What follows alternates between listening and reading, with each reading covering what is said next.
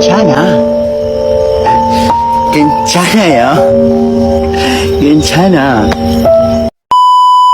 Aku hanya memikirkan satu peraturan penting. Kenapa kau lakukan hari ini kalau kau bisa melakukannya besok? Hahaha. A few moments later.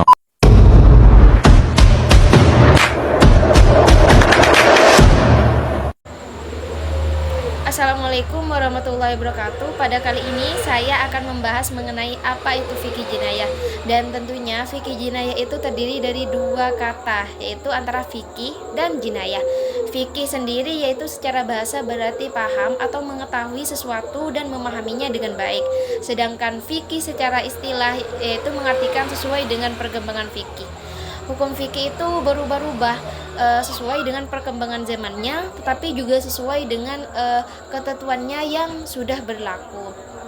Sedangkan jinayat yaitu adalah menganiaya badan sehingga pelakunya wajib dijatuhi hukuman kisos atau membayar diat atau kafarat seperti itu. Jadi dapat disimpulkan bahwa fikih jinayah itu merupakan ilmu yang membahas hukum-hukum syar'i yang berhubungan dengan perbuatan-perbuatan yang diancam dengan hukuman atau ukhuwah di dunia seperti itu. Selanjutnya menurut pengertian lain, fikih jinayah adalah cabang ilmu dalam hukum Islam yang membahas tentang tindak pidana atau perbuatan yang melanggar hukum dan dapat dikenakan hukuman sesuai dengan syariat Islam. Seperti yang kita tahu sebelumnya bahwa fikih yaitu berarti pemahaman tentang hukum atau aturan, sedangkan jinayahnya sendiri merujuk pada tindakan yang merugikan orang lain terutama dalam hal fisik atau nyawa yang dapat dikenakan hukuman seperti kisos atau kafarat seperti itu. Jadi hukum-hukum dalam fikih jinayah itu bersumber dari 4 hal tentunya. Yang pertama yang kita tahu, yang kita baca sehari-hari yaitu kitab kita Al-Quran, kitab suci Islam sebagai pedoman utama kita. Terus yang kedua yaitu hadis, yaitu tentang perkataan dan perbuatan Nabi Muhammad SAW yang menjadi contoh kita sehari-hari. Terus yang ketiga yaitu ijma, kesepakatan para ulama dalam menyelesaikan suatu masalah.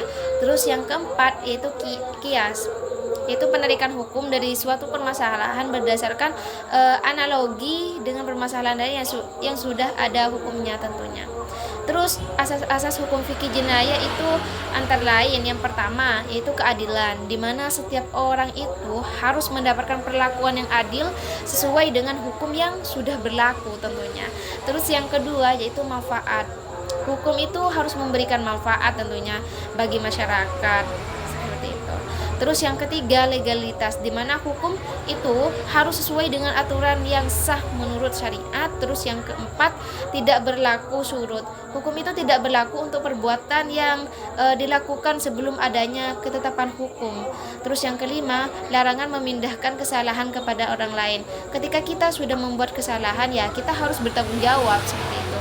Terus yang keenam, praduga tak bersalah. Seseorang itu dianggap tidak bersalah sampai terbukti ketika benar-benar salah seperti itu. Terus yang ketujuh yaitu pemaafan. Pemaafan itu diperbolehkan adanya pemaafan bagi pihak yang telah dirugikan seperti itu. Tentunya tujuan dari hukum Islam termasuk fikih jinayah adalah untuk melindungi 5 hal penting dalam kehidupan manusia, kehidupan kita seperti itu. Yang pertama yaitu hifdzuddin, yaitu pemeliharaan agama yang mana menjaga agar umat Islam tetap dalam ajaran yang benar. Terus yang kedua hifdun nafs, yaitu pemeliharaan jiwa, menjaga keselamatan hidup dan tubuh manusia. Sedangkan yang ketiga yaitu hifdzu akal, pemeliharaan akan menjaga akal agar sehat dan tidak rusak dari pikiran-pikiran yang aneh seperti itu. Yang keempat hifdzu an-nas, yaitu pemeliharaan keturunan, menjaga keberlangsungan keturunan yang sah tentunya dan sehat. Yang kelima yaitu hifdzu amal, pemeliharaan harta, menjaga agar harta benda yang tetap terjaga dan tidak dirampas secara tidak sah seperti itu. Yaitu dengan tujuan-tujuan tersebut hukum fikih jinayah itu tentunya berperan penting untuk menciptakan masyarakat yang adil dan bermartabat serta melindungi hak-hak setiap individu. Jadi sekian yang dapat saya sampaikan pada malam hari ini tentang fikih jinayah tentunya, dan sampai berjumpa lagi di materi-materi selanjutnya bersama saya. Sekian, assalamualaikum warahmatullahi wabarakatuh.